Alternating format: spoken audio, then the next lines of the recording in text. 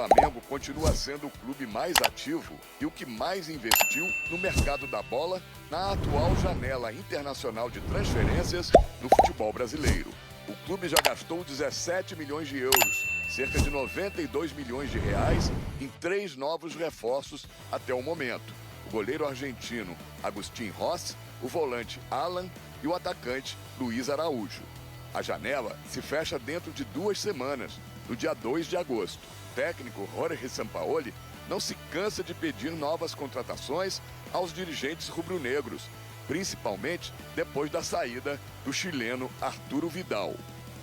La necesidad de hoy de reemplazar a Vidal es una necesidad que Optimi tiene y estamos buscando una alternativa en esa posición de un volante mixto. Siempre el mercado seguramente se va a mover, inclusive en entrada y salida, entonces tenemos que estar atentos por si pasa alguna cosa que también nos puede sorprender. O diretor executivo de futebol, Bruno Spindel, confirma os nomes dos meias que o clube segue buscando e negociando nesta janela de transferências. Eu posso dizer, obviamente, que o De La Cruz e o Claudinho são 2 atletas que interessam ao clube, mas que são negociações extremamente difíceis, como o torcedor e todos já sabem. A gente vai fazer o possível para que eles possam estar aqui. Tem espaço para os dois ou seria um ou outro? Pelo peso, inclusive, dos valores financeiros. Essa é uma coisa que a gente tem que avaliar dia a dia conforme as negociações evoluem. Quanto a Claudinho, o Zenit da Rússia já deu o sinal positivo que aceita negociar o jogador.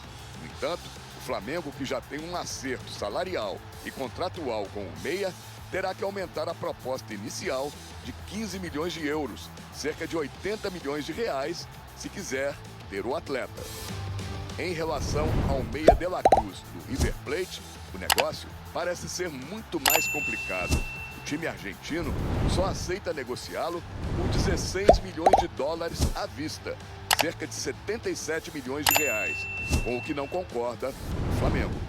Se ainda vai contratar mais reforços, o Flamengo também pode perder um dos seus craques nesta janela de transferências. Segundo o jornal inglês The Independent, o Tottenham tem interesse no atacante Pedro para substituir o ídolo do time, Harry Kane, que pode ser negociado a qualquer momento com o Paris Saint-Germain da França ou com o Bayern de Munique, da Alemanha. Até o dia 2 de agosto, muita coisa ainda vai rolar por debaixo da ponte nesta janela de transferências. É aguardar e conferir, torcedor rubro-negro. Olha, Faz de Esporte, a gente já vai falar sobre Pedro, Tottenham, possibilidade dele sair, mas antes a gente vai falar das possibilidades de chegada nesse Flamengo. André Kfouri, dá para fechar a janela e não chegar ninguém nesse Flamengo com tantos pedidos do Jorge Sampaoli? Ou é algo que você já olha de uma maneira achando estranho, tende a abrir mais ali a carteira, gastar um pouco mais, mas precisa ter reforço? Dá, né? Deve? Marcela, nenhum treinador poderia reclamar do elenco que o Flamengo tem hoje, noite de quarta-feira, dia 19, né? Não dá. Mas o Flamengo tem um treinador que, mesmo se estivesse numa posição muito melhor do que essa, podendo escolher reforços aí pelo mundo e o seu clube pegaria todos aqueles que ele quisesse, mesmo assim ele ainda daria um jeito de falar assim, não, mas será que não dá para me arrumar mais alguém e tal? Esse é o Sampaoli e a lista dos que ele pediu é muito maior do que os que efetivamente vão chegar. Claudinho e De La Cruz. A situação permanece a mesma do que era quando a gente falou sobre isso a última vez aqui no programa, creio que foi na segunda-feira de noite. A pergunta do Cícero para o Spindel é bastante apropriada. É um ou outro, ou o Flamengo está trabalhando para trazer os dois? Eu me surpreenderia se os dois chegassem, mas eu também entendo que não são 2 jogadores de nível parecido. O Flamengo precisaria deles 2. Sampaoli assinaria a contratação dos 2, mas um é um jogador que transforma equipes e que seria titular em todos os times do futebol brasileiro, que é o Claudinho. Se existe acerto salarial, pelo menos apalavrado entre o Flamengo e o Claudinho, é uma ótima notícia. A vontade dele, portanto, seria de fazer o que tiver ao alcance para convencer os seus superiores no Zenit a liberar essa transação. Mas, como a gente sempre falou aqui, não é nada fácil, não é uma coisa simples de resolver. por causa da postura que o Zenit sempre adota nesse tipo de coisa quando se trata de negociar um jogador. Agora, se a janela fechasse daqui a 5 minutos, se o Flamengo não tivesse contratado nenhum, eu tenho certeza que o Sampaoli ficaria algum período aí de nariz torcido, Sim. reclamando um pouco mais. Mas aí ele deitaria a cabeça no travesseiro para dormir e lembraria que ele tem um grande time nas mãos. Tá bom. Isso é verdade desde já. Tá certo, ficaria de bico, então, sem nenhum reforço. Dá para aguentar este Flamengo sem nenhum reforço no dia 2 de agosto, Zupac? Ou tem que simplesmente, olha, abre aí os cofres, porque precisa ter dinheiro. Dá para fazer um esforço um pouco maior para o Claudinho ou para o De La Cruz? Como é que você faria se você fosse dirigente do Flamengo? Se tivesse dinheiro para contratar, eu tentaria contratar, faria o esforço que dá dentro das possibilidades. E o Flamengo tem possibilidades. A questão é o quanto o Flamengo quer ou não fazer esse esforço. Mas eu acho que são coisas diferentes. Assim. Uma coisa é, o Flamengo pode contratar o Claudinho? Pode. O Flamengo melhoraria se contratasse o Claudinho? Eventualmente, sim. Não sabemos o encaixe, mas tudo leva a crer que sim. Daí a enxergar de que ou contrata, a única solução para o Flamengo melhorar é contratar, isso eu sou radicalmente contra. Me incomoda muito esse pensamento, que ele vem mais de torcedores, de arquibancada, de rede social e mais, etc. e tal, do que propriamente dentro dos clubes. Que a única maneira de você melhorar é contratar. Não existe trabalhar, existe só contratar. Time perdeu, contrata. Time empatou 2 jogos, não, tem que contratar. E isso a gente vê no Flamengo, isso a gente vê no Palmeiras também. Se Flamengo e Palmeiras dependem exclusivamente de reforços para melhorarem a sua performance, e os outros 18 times, eles têm que sentar em posição fetal e chorar? Porque eles não têm o potencial de contratar desses times e não tem o elenco que o Flamengo tem. Se o Flamengo, com o elenco que ele tem, depende de reforços para melhorar, tem muita coisa errada acontecendo lá, né? O Botafogo, ele é infinitamente pior do que o Flamengo em termos de elenco e faz um trabalho infinitamente melhor dentro do Campeonato Brasileiro. Por quê? Faltou jogadores ao Flamengo? Não, faltou trabalho, faltou um melhor trabalho do Departamento de Futebol do Flamengo durante toda a temporada. O de agora é até bom, mas o da temporada como um todo é ruim. Então, assim, me incomoda muito esse olhar de que é preciso contratar. Não é verdade, é mentira, não é preciso contratar. Se contratar, pode melhorar, mas com o time que o Flamengo tem, ele tem condições de render muito mais, de trabalhar muito melhor, sem precisar correr para o mercado toda hora.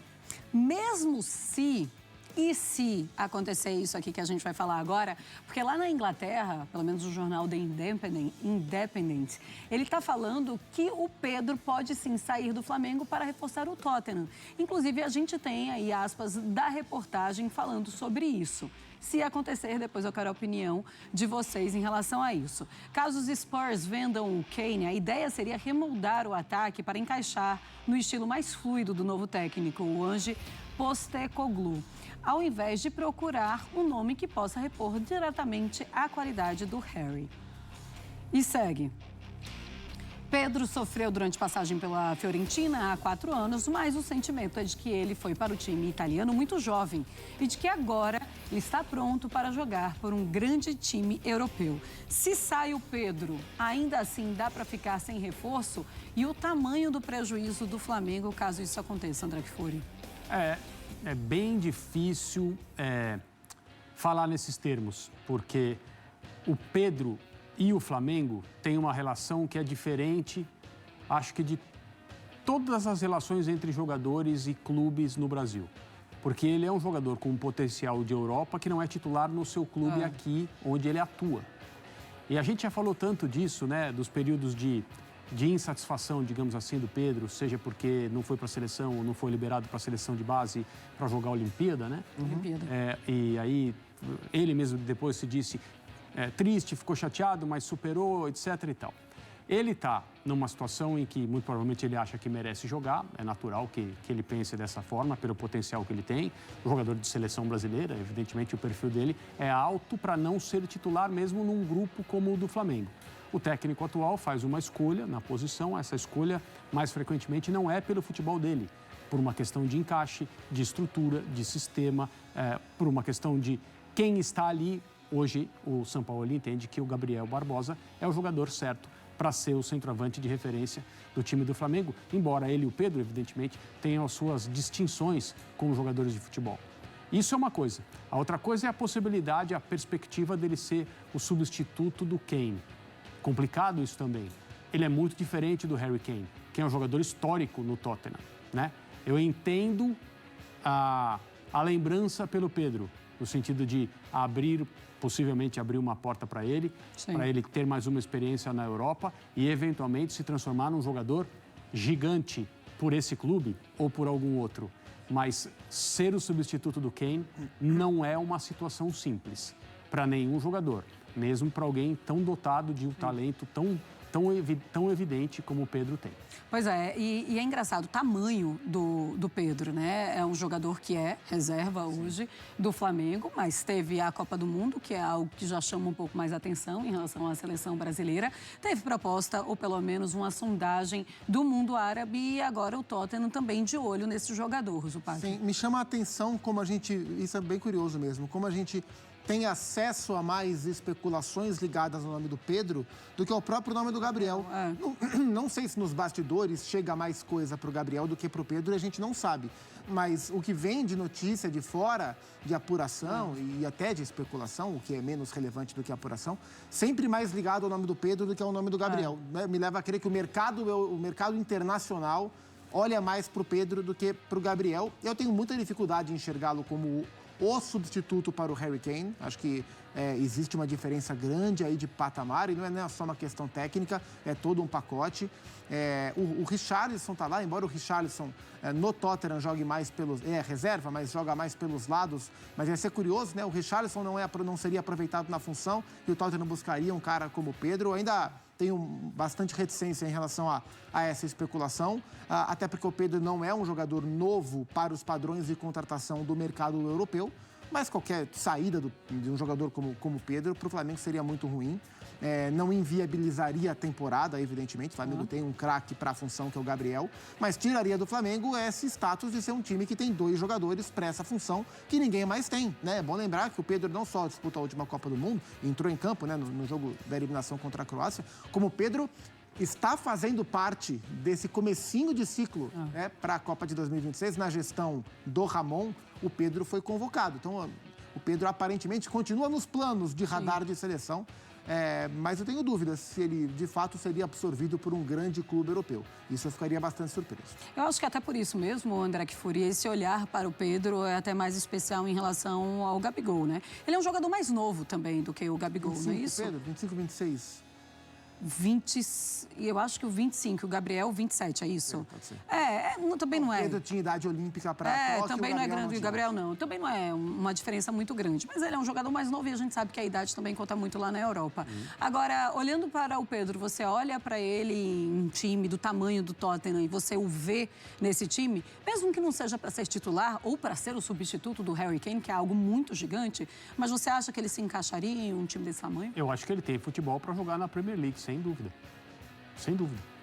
Tem muitos jogadores na Premier League do nível dele ou até inferiores a ele tecnicamente. Eu não sei como, na elite do futebol, se enxerga um jogador como ele, que tem um pacote tão difícil de encontrar, como a gente fala aqui no Brasil. Pelo tamanho dele, pela habilidade de ser tão alto e a bola colar no pé. Ele faz um pivô muito bom, ele cabeceia muito bem, evidentemente. É um ótimo finalizador. É um jogador de área, essencialmente, mas também sabe fazer papéis um pouco mais longe do gol. E ele tem essa combinação entre tamanho e habilidade, que é algo que não se encontra sempre.